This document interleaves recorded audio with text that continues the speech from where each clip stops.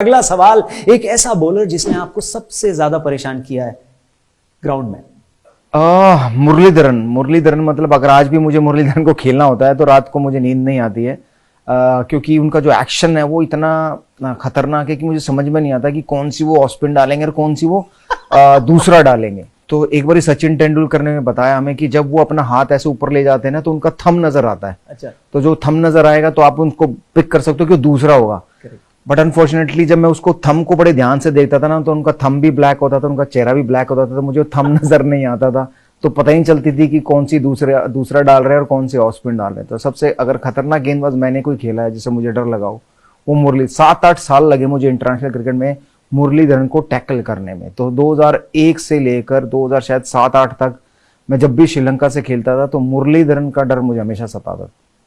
Okay, अगला सवाल, एक ऐसा खिलाड़ी, एक ऐसा क्रिकेटर जिसके साथ आप बस की सीट हो, फ्लाइट की सीट हो, रूम हो, कुछ भी शेयर नहीं करना चाहते, कौन है वो और क्यों? ऐसा कभी सोचा नहीं, क्योंकि जब से मैं खेला इंडिया के लिए तो हमने रूम शेयर किया नहीं। बस में भी इतनी सीटें होती थी कि कोई बगल वाली सीट पे बैठता नहीं था, तो ऐसा कभी मौका लगा ही नहीं। बट फिर भी अगर एक नाम लेना हो तो शायद हरभजन सिंह, क्योंकि भाई साहब जब वो मंद पाते थे ना तो उसके साथ बैठना थोड़ा मुश्किल हो जाता था। ये वीडियो वायरल होने वाली है। भज्जूपा के फैंस और वीरू पाजी के फैंस दोनों इसको वायरल करने वाले हैं। मैं तो बोलता हूं अगर भज्जी पाजी आप तक ये पहुंच रही है ना वीडियो, तो आपका भी रिएक्शन इस पे मेरे को चाहिए, इसलिए मैं बोल रहा हूं तेरा जवाब नहीं में भी आपको आना चाहिए। नहीं आना चाहिए? बढ़िया, सुपर। इंस्टा पे टैग करना जिसको जिसको ये पार्ट बेस्ट लगा हो। आगे बढ़ते हैं, अगला सवाल। आपसे मिलकर आपके जो बड़े वाले फैंस है वो तो खुश हो जाते हैं, लेकिन आप किसके बड़े फैन हो? किससे मिलकर आप बहुत खुश हो गए थे कि बाबा इनसे मुलाकात हो गई, लाइफ सेट हो गई? कोई ऐसा था आपकी लाइफ में? हाँ, अमिताभ बच्चन।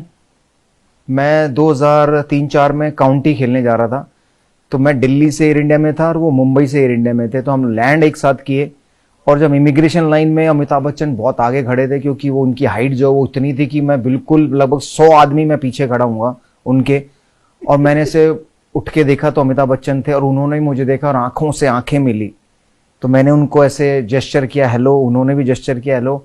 और उसके 5 या 7 साल बाद मैं उनको मिला पर्सनली शो के लिए, तो उन्होंने मुझे वो बात याद दिलाई कि हम आपको मुंबई और लंदन एयरपोर्ट पे मिले थे, आपको याद है? तो मैं बड़ा हैरान रह गया और बहुत खुश हुआ कि अमिताभ बच्चन जैसे मतलब सुपरस्टार, गॉड कह लें बॉलीवुड के, कि उनको याद था कि 2003-4 में एयरपोर्ट पे मैं वीरेंद्र सहवाग ने मुझे हेलो की थी, मैंने उन्हें की थी। और तो वो उनसे मिलकर आज भी, जब मैं करोड़पति में मिला उनसे शो के दौरान, तो आज भी उन्होंने मुझसे पूछा कि भाई आपको वो बात याद है? तो मैं आज भी खुश होता हूँ कि बताओ इतने साल पुरानी बात उन्हें आज भी याद है। तो वो मेरी फैन मोमेंट थी अमिताभ बच्चन जी के साथ। नेक्स्ट क्वेश्चन पाजी, नजफगढ़ का नवाब या मुल्तान का सुल्तान, इनमें से कोई एक ही टाइटल अगर आपको रखने को बोला जाए तो कौन सा रखोगे और कौन सा छोड़ दोगे?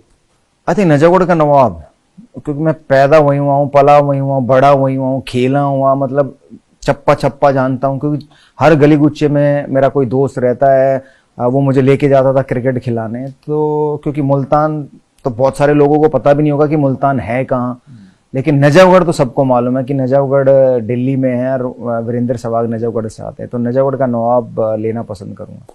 ओके, नेक्स्ट क्वेश्चन पाजी, एक बार आप पाकिस्तान के खिलाफ खेल क्या रहे थे, उनको पेल रहे थे एज यूजुअल, लेकिन मैदान पे कुछ ऐसा हुआ था कि आपने इंजी भाई को, इंजमामुल हक को बोला फील्ड सेट करने को। तो मतलब क्या था वो किस्सा, क्या हुआ था एग्जैक्टली?